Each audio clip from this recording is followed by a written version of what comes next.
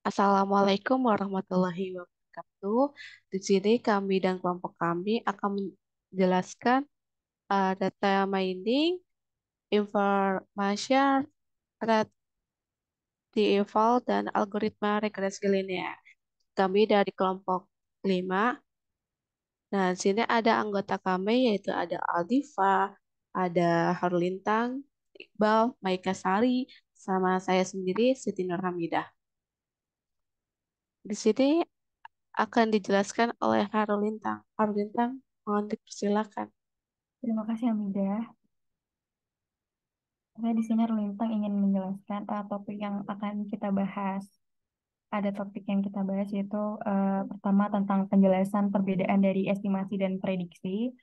Dan kedua membahas tentang algoritma regresi linear yang meliputi definisi, kelebihan, kekurangan, dan rumusan algoritma.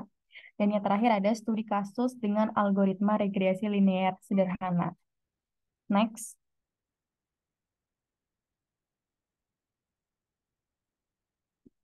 Perbedaan estimasi dan prediksi. Estimasi eh, lebih ke arah numerik daripada ke arah kategorik. Model ini dibangun menggunakan record lengkap yang menyediakan nilai dari variabel target sebagai nilai prediksi. Selanjutnya, pada peninjauan berikutnya, estimasi nilai dari variabel target dibuat berdasarkan nilai variabel prediksi. Sebagai contohnya yaitu estimasi nilai indeks prestasi kumulatif mahasiswa program pascasarjana dengan melihat nilai indeks prestasi mahasiswa tersebut pada saat mengikuti program sarjana.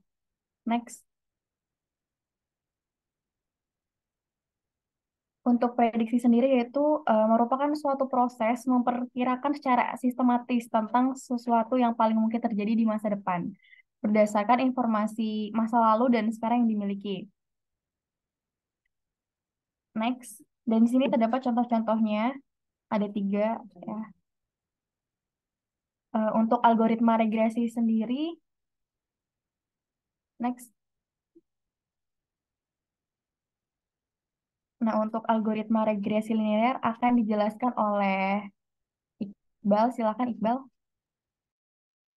Oke, algoritma regresi linear itu algoritma adalah sebuah program pada dasarnya berisi rangka instruksi yang saling terkait satu dengan lainnya dan tersusun secara terstruktur sedemikian hingga apabila program tersebut dijalankan akan dapat menghasilkan output seperti yang diharapkan. Pada sembarang bahasa pemrograman, instruksinya sama dengan masalah yang sama. Perbedaannya terletak pada cara penulisan instruksi yang berbeda antara satu bahasa dengan bahasa pemrograman yang lain. Terus, next.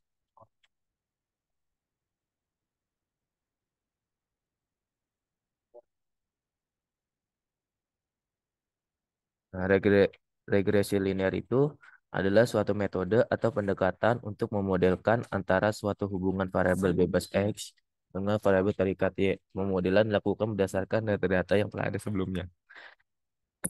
Data tersebut merupakan pasangan data antara X dan Y. Model yang dibangun selanjutnya digunakan untuk prediksi nilai Y pada suatu nilai X tertentu. Y pada nilai suatu nilai X tertentu, analisis regresi tidak-tidaknya memiliki tiga gunaan, yaitu untuk tujuan deskripsi dari fenomena data atau kasus yang sedang diteliti, untuk tujuan kontrol, serta untuk tujuan prediksi. Regresi mampu mendeskripsikan fenomena data melalui terbentuknya suatu model hubungan yang bersifatnya numerik. Regresi juga dapat digunakan untuk melakukan pengendalian atau kontrol terhadap suatu kasus atau hal-hal yang sedang diamati melalui penggunaan model regresi yang diperoleh. Next.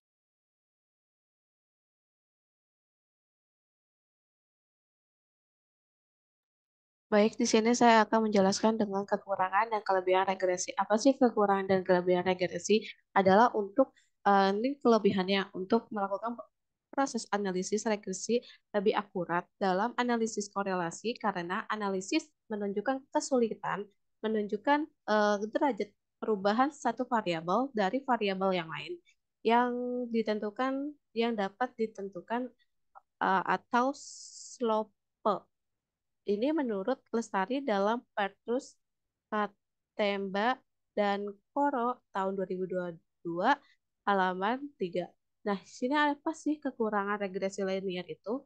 Yang pertama, proses analisis regresi yang kurang akurat dalam melakukan analisis korelasi karena analisis dalam estimasi dan prediksi sehingga kemungkinan tidak sesuai dengan data aktual, penentuan variabel independen dan variabel dependent yang saling berkaitan dalam hal sebab dan akibat.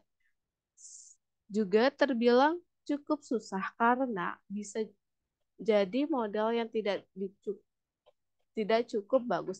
Sebab karena kesalahan dalam memilih variabel yang digunakan untuk analisis seperti misalnya data gaji karyawan tidak terkait dengan tempat anaknya sekolah sehingga jika menggunakan variabel tersebut model yang didapatkan tidak akan bagus. Untuk selanjutnya, nah di sini ada rumus-rumus berkaitan dengan algoritma regresi linear. Yang pertama, di sini ada persamaan regresi linear sederhana. Di sini ada rumusnya, bisa dilihat. Di sini ada koefisien relasi R dan koefisiensi determinasi dan standar estimasi. Dan ini adalah rumusnya. Ini standar estimasi, ini rumusnya dan uji T ini rumusnya. Untuk selanjutnya, nah di sini ada studi kasus yang akan dijelaskan yaitu Aldiva. Silakan Aldiva. Terima kasih, Hamidah. Pertama ada langkah pengerjaannya. Pertama menghitung persamaan regresi. Yang kedua menghitung besar koefisien korelasi, koefisien determinasi, dan standar estimasi. Yang ketiga ada uji T digunakan untuk mengetahui apakah variabel lingkungan kerja X berpengaruh secara signifikan terhadap variabel kinerja Y. Next.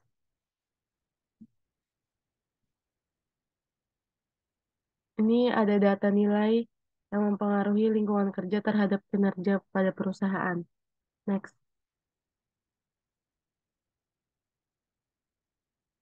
Tabel bantuan. Next. Di sini ada rumus untuk menghitung persamaan regresi. Yang yang B yang B ini agar bisa mendapat hasil dari A, kita bisa kita nyari hasil B dulu. Jadi 10 10 ini dikali 23529 semua dari tabel bantuan. Jadi hasilnya yang hasil B ini jadi 1,0119300586. Nah, dari situ mencari A-nya dari tabel bantuan terus dikur dibagi data itu 10. Jadi persamaan regresinya Y sama dengan A ditambah B sama dengan 11,38 ditambah hasil dari B yang tadi dan hasilnya yang 1,11. Contoh, ini contohnya memprediksi kinerja perusahaan jika sebuah perusahaan memiliki nilai lingkungan kerja 50, persamaan regresinya 11,38 ditambah 1,01x. Jawabannya Y 11,38 ditambah 1,01 dikali 50, hasilnya 61,88. Jadi, jika perusahaan memiliki nilai lingkungan kerja 50, maka kinerjanya 61,88. Selanjutnya akan dilanjut oleh Siti Nurhamidah. Baik, terima kasih. Saya akan melanjutkan penjelasan dari Aldiva dan di sini ada bagian saya yaitu koefisien korelasi. Yang di sini di mana ada rumusnya. Nah, di sini tuh ada 10 dikali tutup kurung dan tutup buka. Itu berarti 23529 itu dari tabel si bantuannya dikurangi 420 dikali 5 38 per, berarti di sini 10, 10 itu dari 10 tabelnya itu. Nah, di sini ada 1865 ini berasal dari si penjumlahan dari tabel bantuannya. 420 ini dikali 2. Nah, terus habis itu ini dikali lagi 10 dikali 299 29916 dikurangi 538 dikali 2. Nah, habis itu dijumlahkan untuk kesemua dari atas dan bawahnya itu akan dihasilkan 290 dikurang 225.960 per.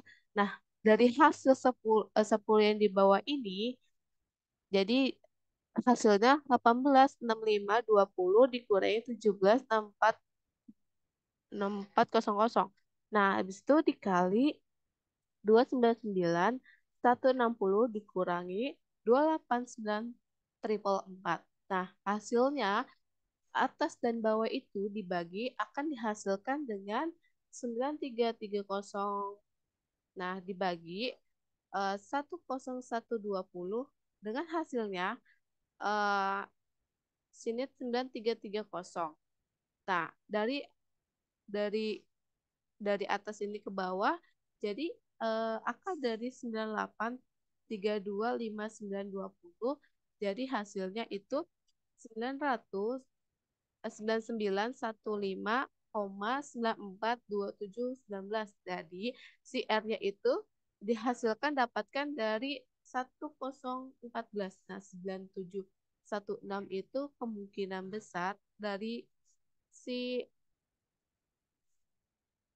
hasil dari sini juga. Next. Nah, akan selanjutnya akan dijelaskan oleh Maika Sari. Silakan Maika. Terima kasih, Amida. Untuk rumus standar estimasi, sigma Y akar kuadrat dikurang A sigma Y dikurang B sigma XY dibagi N kurang 2. Standar estimasi 299 akar 29916 dikurang 11,38 dikali 538 dikurang 1,01 dikali 23529 dibagi 10 kurang 2. Standar estimasinya akar 29916 dikurang 6122,44 dikurang 23809 koma 71 dibagi 8. Standar estimasinya akar kurang 16,15 dibagi 8. Standar estimasinya 4,02 dibagi 8 hasilnya 0,50.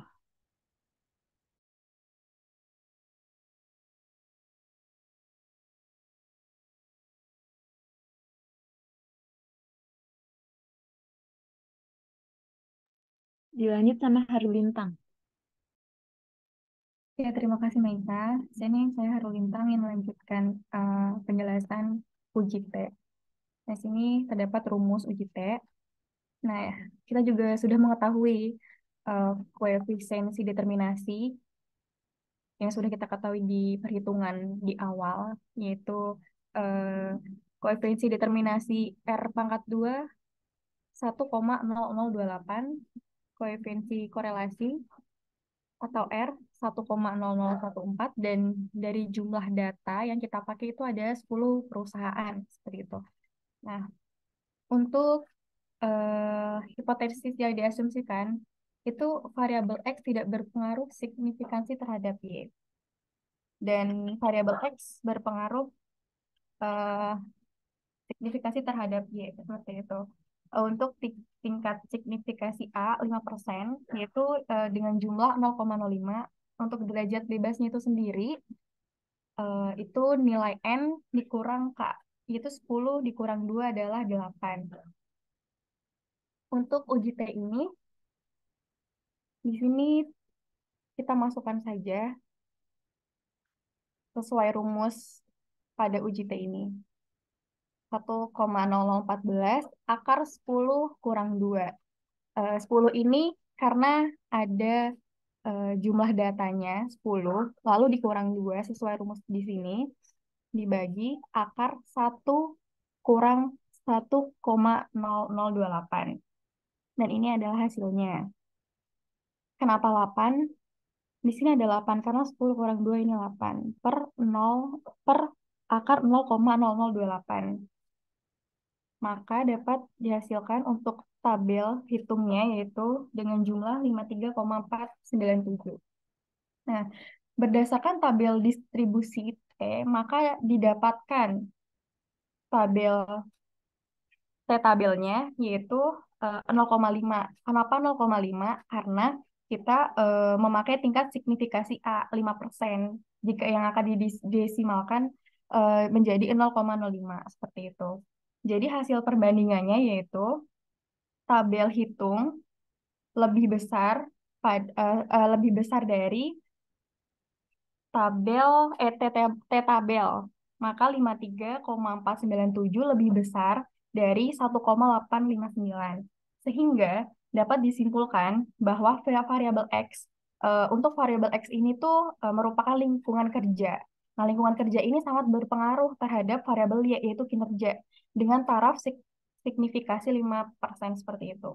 Untuk next, ini ada panduan table-nya di sini. Nah, kita dapat mengetahui dari sini. Misalkan kita tadi pakai yang 0,05. Di sini 8. Nah, kita tarik aja sini. Jadi kita pakai yang 1,8595 seperti itu. Mungkin cukup dari saya. Akan saya kembalikan kepada moderator Siti Hamidah. Baik, terima kasih teman-teman sudah mempresentasikan. Kurang lebihnya mohon maaf. Wabillahi taufiq hidayah. Wassalamualaikum warahmatullahi wabarakatuh. Terima kasih.